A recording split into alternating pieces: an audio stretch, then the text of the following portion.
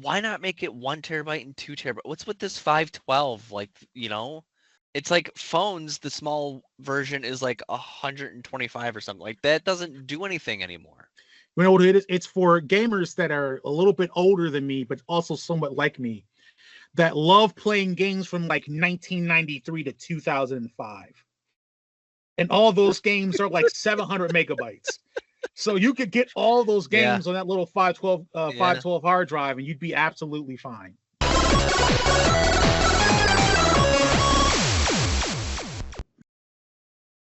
Hello and welcome to level 145 of the Thoughts and Players podcast, the gaming podcast with both takes and no strings attached. I am Jeremy, here with my compadre, David. What up? How's your evening going? My evening is going fine. I'm eating a lot of apples, about one a day. Went picking for a lot of them. And how's that apple butter? You said it's fantastic. Yeah, it's fantastic. She made a bunch. I don't know about a bunch. It was enough to fill two, like I guess maybe 7-8 inch tall mason jars, and then a little mason jar. Yeah. Wow. How many? And then we actually all the apples? No, we still have some left. She's going to end up doing apple crisp for me this weekend, so that's another thing that we're doing. But yeah, it's been great. We've been doing like a lot of like biscuits, mostly just like the canned ones, but I mean they're good and can knock them out pretty quick. So putting them on the biscuits, putting them on toast.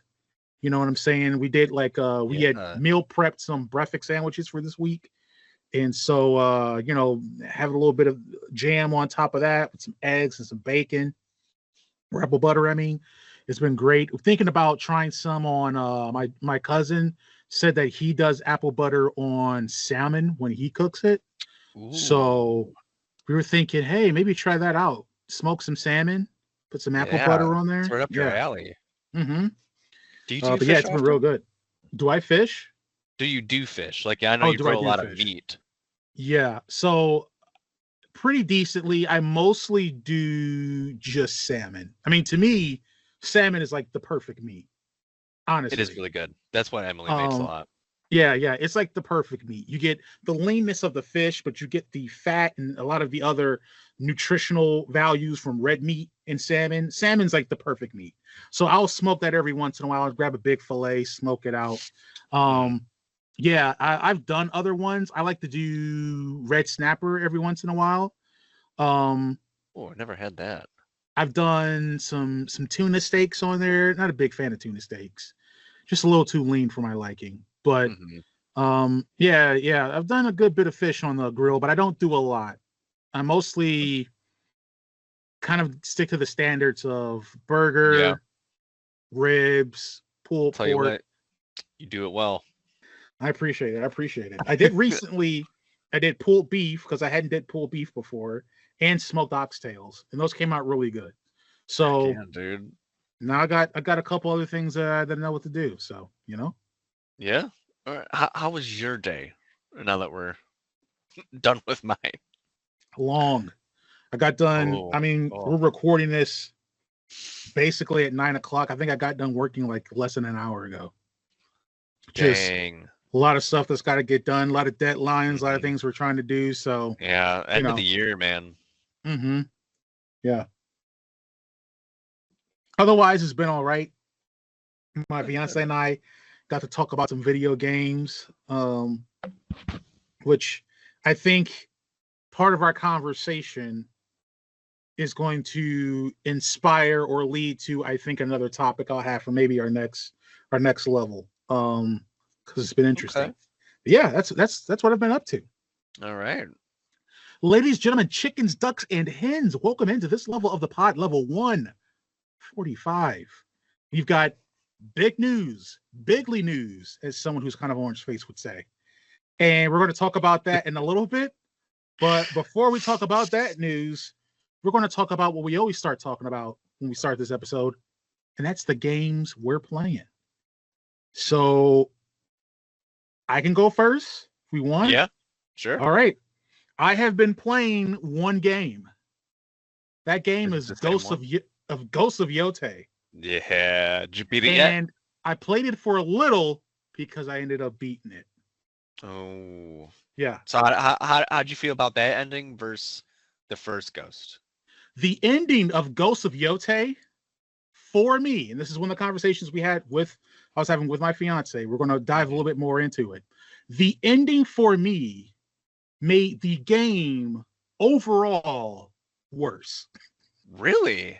And so I have been struggling with my feelings about my experience with this game. Mm-hmm. So I find the ending a bit unsatisfactory. It feels a bit predictable. God, I was gonna ask, did you like kind of like see it coming kind of situation? You can, they're telegraphed. You already know what's going down. You know what I'm saying? And so it's like, it's just straight up obvious Disney setup. 5 minutes into your movie, you're like, oh, this one's going to get an arrow in the chest or the butt cheek or whatever, right? Like, it's like, you know what's happening. And so very unsatisfactory in that regards. And it's interesting because I think one of the things that are most off with the story of this game, I talked about how I loved the story and how I was loving things. I was expecting more. I was expecting things to get fleshed out. You get some decent fleshing out with your first enemy, the Oni. You get some pretty decent fleshing out with the second enemy, the Kitsune. And then I should actually say that's the third one, because the first of the Yote 6 you kill in like the first 5 minutes of the game. And then there's the main antagonist, Lord Saito, and then there's his sons, the dragon and the spider. And so there's an expectation, at least on my end, that, oh, this right here is the triumvirate. These are the three that it's going to be the real. This is going to be they're going to test our limits like never before. And it was almost like Sucker Punch said, oh, no more time. Let's get through this part. Because we ran out of time, right? Like that, from a pacing standpoint, that's what it feels like. And yeah, just the way it resolves and different things was unsatisfactory. So part of what made the story and what made my enjoyment of it was so, like so high was that I was expecting more story to pay off things. I was expecting more threads to be kind of tied up in a way that was satisfactory, and it just isn't. And I went from at one point thinking this story rivaled that possibly of Ghost of Tsushima to being like, oh no, it's clearly less than that. Like the story is fine, but it's kind of like one of the critiques I kind of had with The Last of Us Part 2 was that it's a theme of revenge and how revenge is destructive, and that's fine, but it's also very derivative. Like that's not a very unique theme to kind of explore, and it's kind of the same thing in this regard with a lot of it. So here's what I would say. Very good to great game at times. My fiance, she was playing it today, and she had just played the Jin Sakai mission that I talked about in the last level, about how like it's one of my favorite, a great homage and letter to that character. That's an extreme high for me, as well as some other things in that game. But that ending, it was like, this is lame. You know what I'm saying? Like it's just very unfulfilling, and then kind of like. Yeah, and then kind of how the epilogue of the game works also just doesn't make sense. So that's kind of been my experience with it. So I mean, yeah, I wrapped it up. I finished it. And it's interesting because I was so involved and invested in that game. I'm kind of doing the thing now where I actually mourn a game. I'm not playing it anymore. So I don't know what to play. So I haven't really played anything for the better part of a week because I'm mourning this game that pissed me off, but was still a better experience than I have with 98% of games I play. So what's the next game that I play? You know what I'm saying? Like, what do I do? So I'm trying to figure that out. But that's all I've been playing. Okay, nice. Well, I'm glad you beat it. Not glad that it ended like that. It sounds like they just had the ball nice and secure and then just kind of fumbled it at the end. Yeah.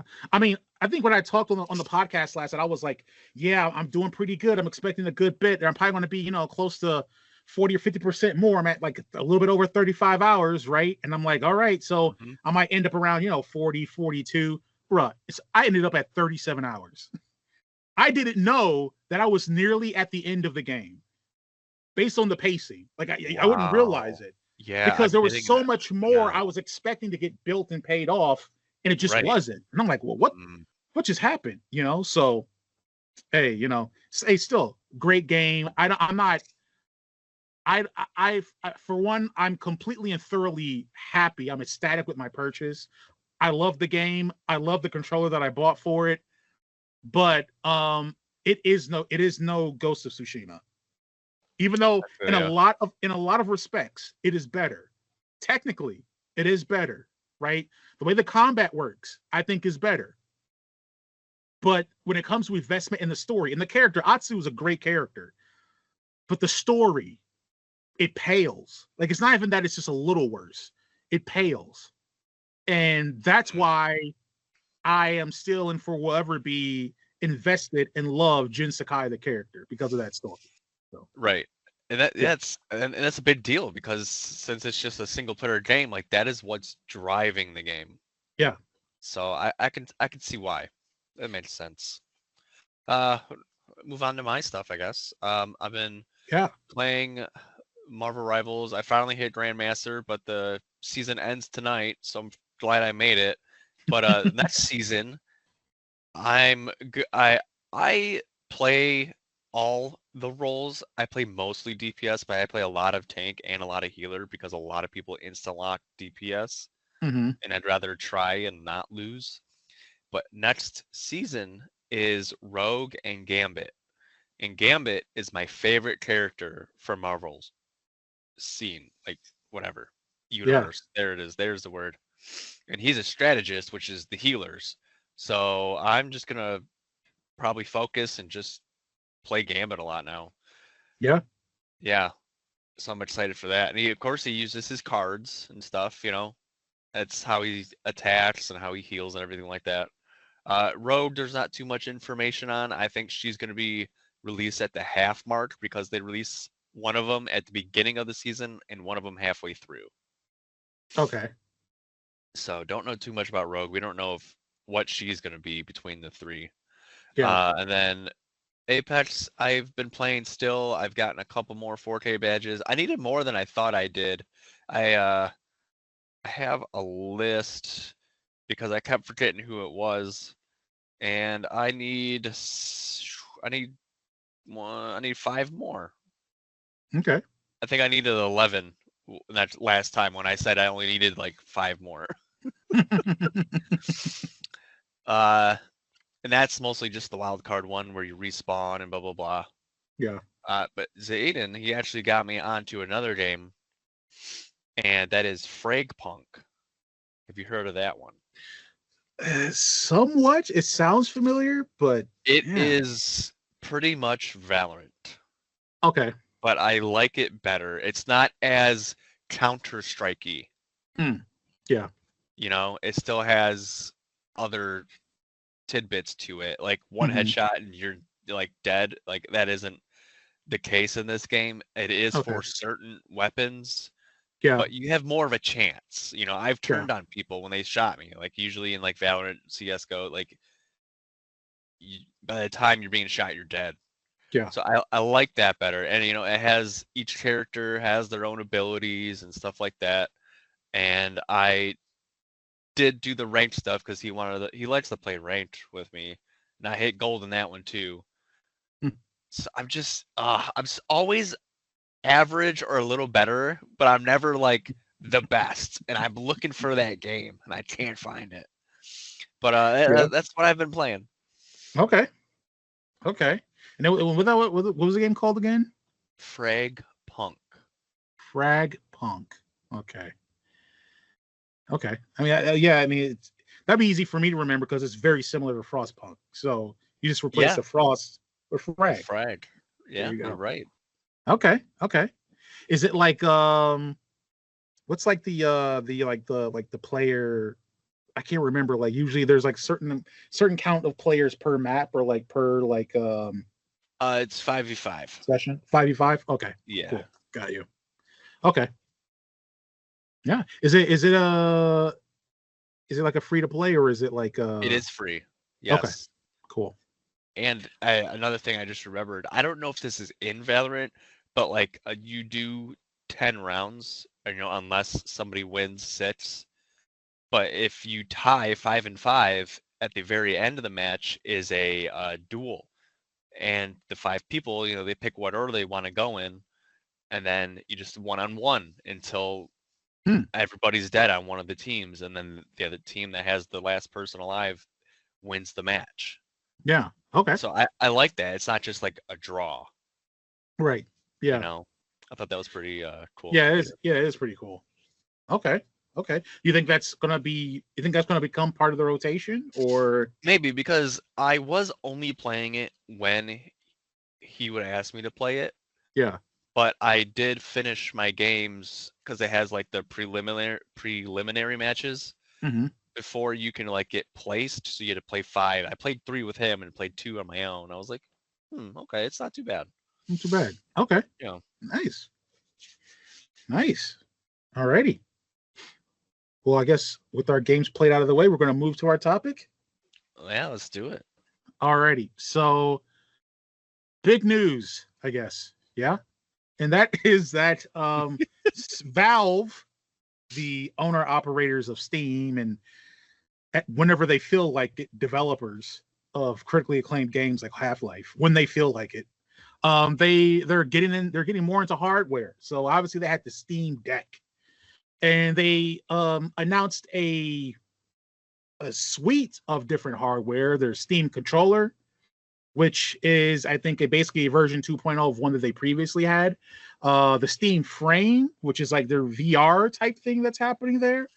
And then what's most relevant, I think, to us is the Steam Machine, which is essentially a PC-based Steam console. That's like what it is.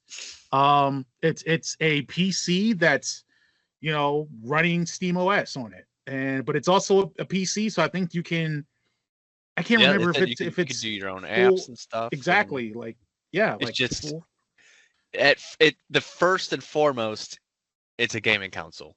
Yes. Second, it's a PC. You can still do what you do on PC. Like it was even saying what we looked into, that you can even put on a different OS on it.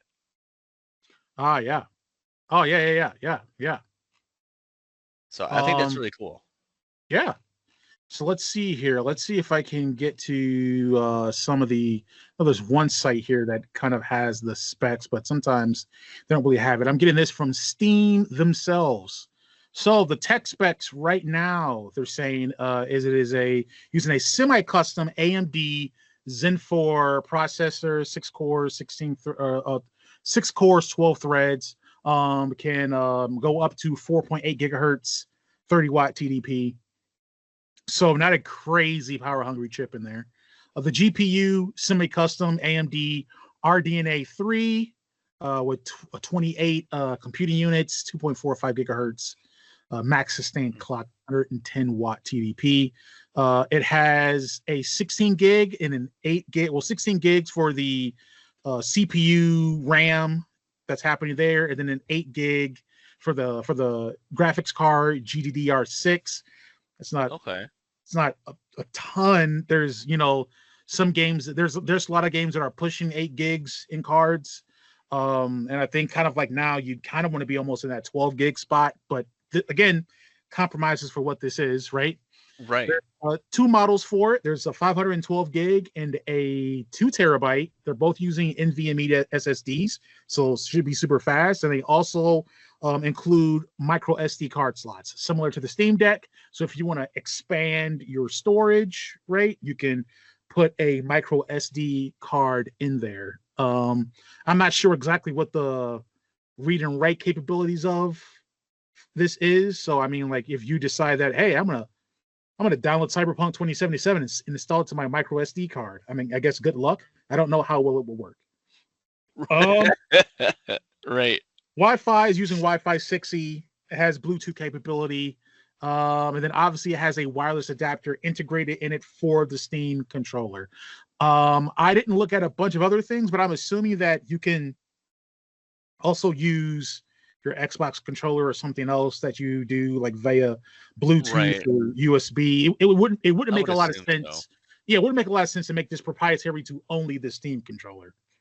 USB has two USB A's, two USB or USB A 3.2s, two USB A 2.0s, and then one USB C. And it's got the little LED strip. They're saying the size 152 millimeters tall, 162 millimeters deep, and 156 millimeters wide. So it's cube-ish. Okay. If you see pictures of it, it's kind of like a cube. Weight about 2.6 kilograms. It's a little one. It's a little boy. Yeah. But yeah, the idea is that you can have this Steam Machine console sitting right underneath or right next to your TV. So with all the stuff that they announced about it, they haven't really said what the price is going to be. Yeah, I'm sure it's probably going to change up until its release date.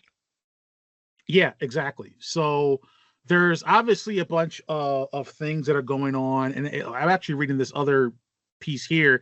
It sounds like they may actually come with a Steam controller, which I guess if they're packaging it like a console, consoles usually come with a controller. Right. So. I mean that makes sense, and it should, because not only does that help push their controller, it might make their sales better, because people are always using what they're comfortable with. So I'm gonna assume a lot of PS players and Xbox players are gonna move to this. They'll at least try it out, and they would just bring their controller with them. They wouldn't worry about it. But if it's coming with it, I might as well try it. I might like it. I might not. Right. It's a good idea. And also, Steam Machine, that's one of the greatest names for a console. It is Steam Machine. Right up there with GameCube. Yeah, I actually saw some Reddit posts about like this isn't like peak because they showed it and it's a cube like the GameCube, but it doesn't have a handle. They're like, if it would have had a handle, they would have nailed it. But instead, they gave us a black cube. If it was indigo and had a handle, it would be boss. But not quite yet. But yeah, so obviously like speculations on the price. A lot of people, I think Digital Foundry kind of came out and said that looking at the specs, it has the equivalent power of a base level PS5. I would say I just played Ghost of Yotei on my base level PS5, so cool. That sounds awesome. Right. For again, what you're getting and what it is, because it's more so about the platform and the behind that's powering this hardware more than anything. So yeah, sweet spot for pricing. They're saying, it should be at the low PS5 range, then I would assume. Right. Maybe which when it launched was what was it? $4.99? I think it was $4.99 and $6.99 were the two prices. Yeah, well, let's see here. Actually, I think it might have been, let's see, PS5 launch prices. For some reason, I want to say that one was,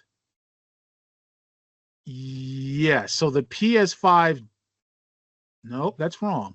What was that launch? At launch, the PS5 digital edition was $3.99, and the standard PS5 was $4.99.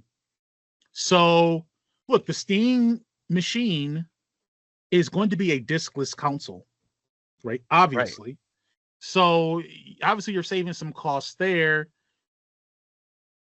You think about pricing, obviously, you say something like the PS5 digital edition that launched at $400. Feels like it might be the sweet spot for this. I don't know if, based upon the economy and tariffs and all this other dumb stuff going on, I don't know if $400 is a viable price point for the Steam Machine. So if we're adjusting, I think probably between a $450 and a $500 maybe where this thing comes in at. Mm-hmm. I could see like a $449 or like a $479 or something like that. You know what I'm saying? But this thing is, I think, kind of preemptively aiming to take a little bit of what Xbox has been talking about. And obviously, they've been in development and R&A on this for R&D on it for years. Yeah, because I read at least like back in 2015 they tried to release this, and it Yeah, didn't really go well. right, right, exactly. Yeah. And so they're kind of like saying, hey, these are the things we're looking at. Steam has, since 2014, 2015, gained even more of a market share as far as PC gamers. Yeah. So yeah, this might be a thing. They did the Steam Deck. They show that they can make hardware that people want to buy and want to own. I've talked about, like, I've owned the Steam Deck basically almost near since launch, and I would say it was worth the money. Like, it's I don't play it all the time, but when I want to play something mobile, if I want to play my Steam games on mobile, I charge it up and I play, and I don't have a bad experience. It does what I need it to do. And I think they're aiming to do the same thing with the Steam machine. And if they are, then they got your boy, right? Because again, going back to the thoughts of what Xbox is talking about, Xbox has been talking about, hey, we want to move this towards being more of a kind of almost like a gaming PC type thing that utilizes the Xbox OS and the Xbox platform. There's If Xbox is releasing their, so for instance, the reason why I say, like, it may take the place of an Xbox, like this may deter my future interest in any Xbox, based on the fact that I can get my Xbox games anywhere else. I can get my Xbox games probably on my Steam machine, and I can Yeah. get my Xbox games on my PlayStation. So Mm-hmm. I don't need an Xbox, right? And what do I get with Steam? For one, I definitely get free multiplayer. I'm not paying Xbox 10 or whatever dollars a month just Exactly. so I can, shoot somebody's face in Battlefield 6, right? That's your biggest savings right there. Exactly, and then obviously the savings that you get with the sale prices and different things like that. You know what I'm saying? Like, there's some games that I thought about getting that I didn't really get because I'm like, I'm not really sure if I want to play this on my Steam Deck. But heck, I mean, it got mediocre reviews, but now I might give Mad Max a try when it goes on sale for 17 cents. Because it was supposedly not that bad. And I can play it on my computer like I would play any other console game. I mean, play it on my TV like I would play any other console. So yeah, it's attractive. It depends on where it comes at with the pricing though. Yeah. Yeah, like what are your thoughts? What are you feeling about it as far as a viable purchase for you? Like, is it attractive at all? It is very attractive because one, Emily loves to hang out with me. She's very into spending time together. And we put a chair in here at one point, like a lounging sofa, and like it still wasn't really appetizing for her to come chill in here. But if we get this and it's in the living room, I can play my games down there and we can both hang out, and spend quality time together, Mm-hmm. just being in the same room. Sometimes that's enough, Mm-hmm. you know. Yeah. And just from a standpoint for any kind of gamer, I think this is really big because PlayStation and Xbox and Nintendo don't really get a lot of indie games compared to PC, Mm-hmm. right? So now they're going to be able to take advantage of all this. Yeah. I would get this and I would play Omno on my huge TV downstairs, or Yeah.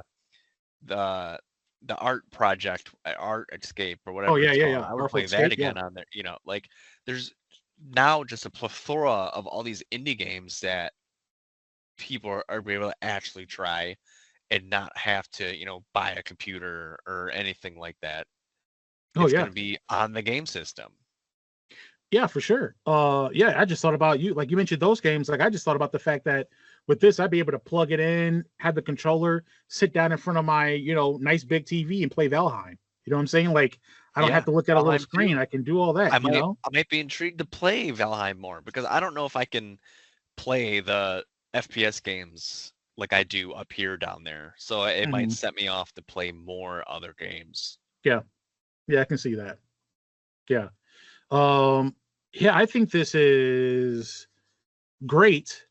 I'm not, I'm a pretty decent supporter of Steam. I'm not in the kind of like Steam can do no wrong camp, but I do think that part of the Steam Deck approach or its appeal was affordability.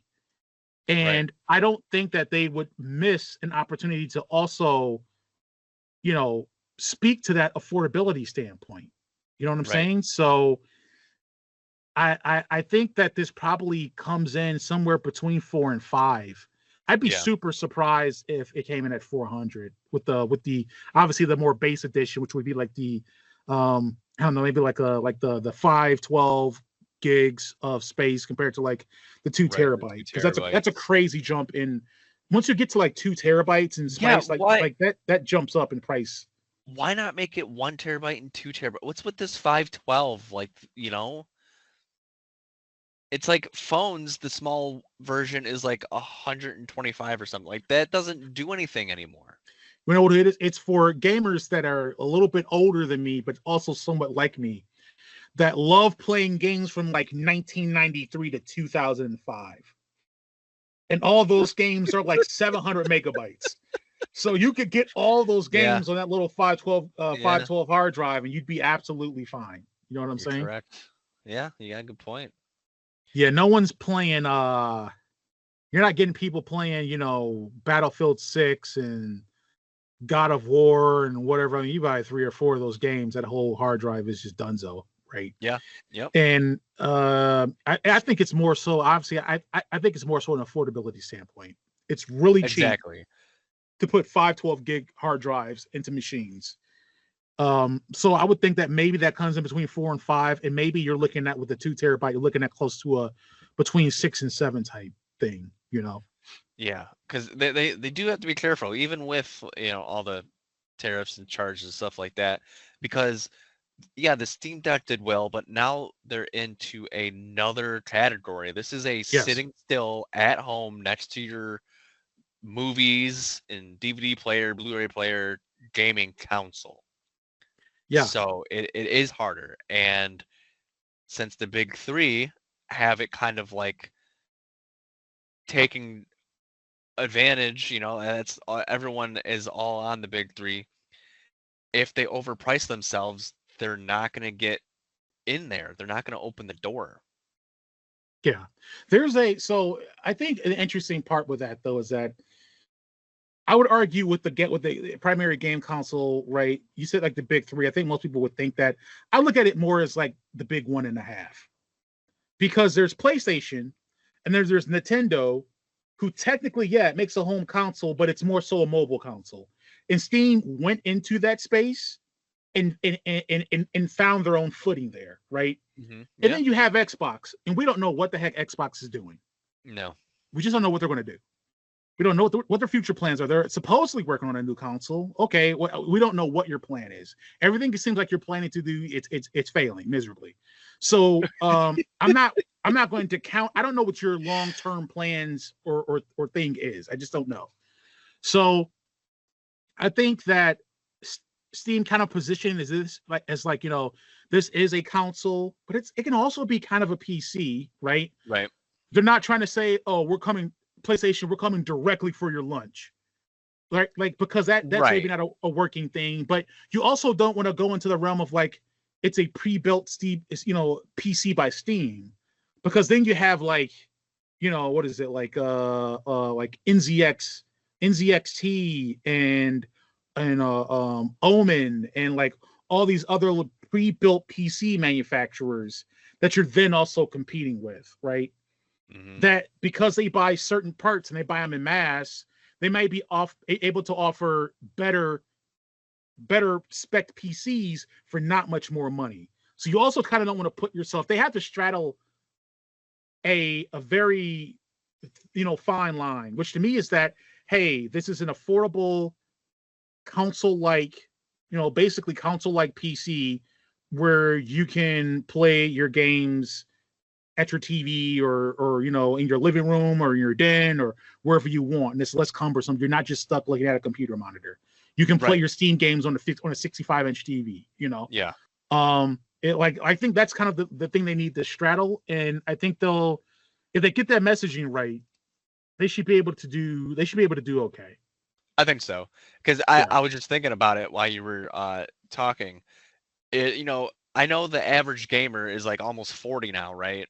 Mm-hmm. Or in the 40s. But Yeah. kids are, still want consoles and stuff like that. And, you are correct about the big three. It's mostly PlayStation with the side of Nintendo and then whatever Xbox is doing.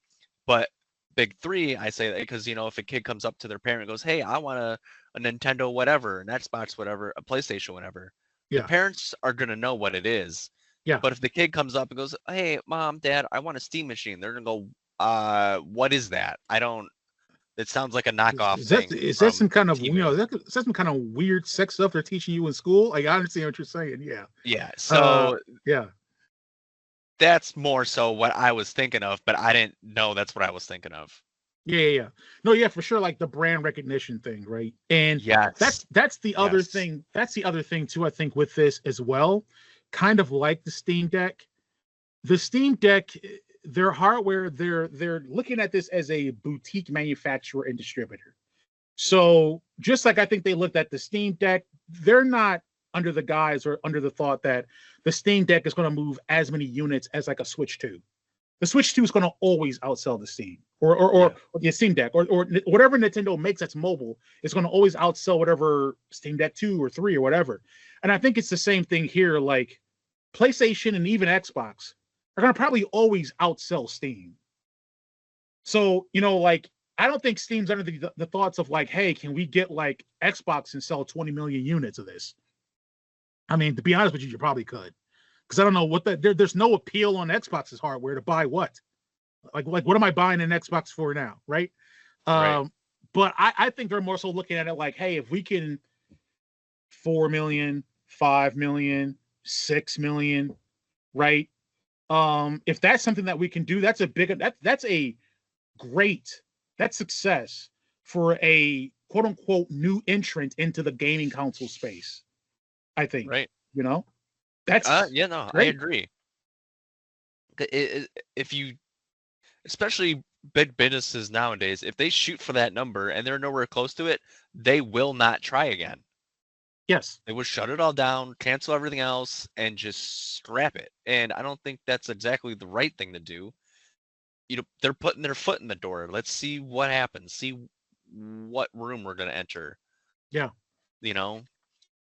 Yeah. Yeah. I mean, I think of it, they may be thinking like, hey, look, we've got, I don't know, 30 million people that use our platform. I don't know how many people use, if we get 10% of that, that's 3 million, exactly.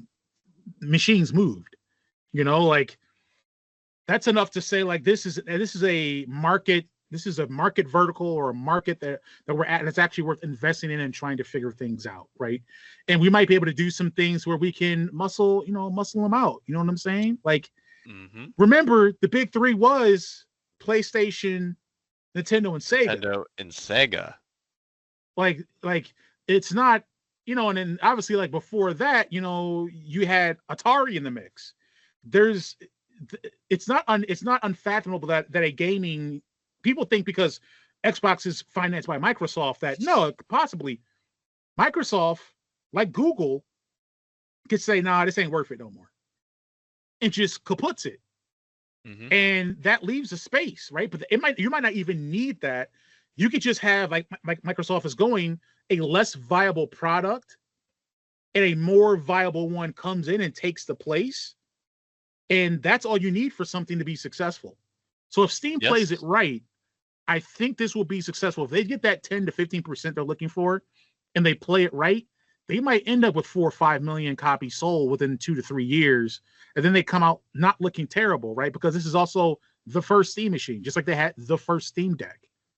So the idea is that they're going to iterate and get better. The best is yet to come, as someone used to sing or say, I think, for Steam, as far as their hardware department. So, you said it great. Well, yeah, we'll have to see what Steam comes up with. I mean, like I said, they did announce other things. We're mostly talking about the Steam machine, but obviously the controller, then the Steam frame. That's their VR thing. We're not really into VR, right? That was a big thing that happened, but they have their VR with the controllers. It looks like a Quest to me. They'll have, just like they're doing with Steam, the Steam Deck, they'll have certain games that they have as Steam Frame verified. So these are games that are verified, VR games that are verified to work for the frame. Yeah, so I mean, I guess it'll be interesting to see kind of what that materializes as, and if it's another viable thing to look at. But remember, I mean, we all remember 3 years ago when the future was VR, and now no one talks about it. Yeah. So I don't even know where my Oculus is.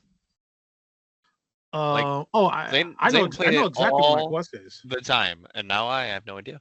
Yeah. So the big thing for me is the Steam machine. I'm ready for it. I'm eager to see what they do. I'm eager to see what the Steam Deck 2 ends up looking like, what lessons they learned there, what lessons they're learning from the competition, as far as what Nintendo did, and then obviously the awful decision that Xbox did, where they said we're going to make this thing, and we can't make this thing. We don't understand it. And so they just went the way of it's like what Apple's doing right now, where Apple's like, we're working on AI with Siri. Oh no, wait a minute, we don't understand it. We're going to use Google Gemini instead. It's like, okay, well, I guess figure it out, Yep. Alrighty, so that's us kind of digging into talking about the Steam machine. Was there any other thoughts you had on it? Nothing that I can think of. I like the little matte blue, the matte black of it, and it does.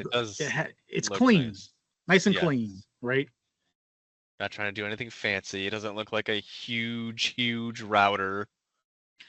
Yes, it doesn't look like a mini fridge. Yes, Xbox. It's a box. It's a little box that holds all the little things that you need it to do.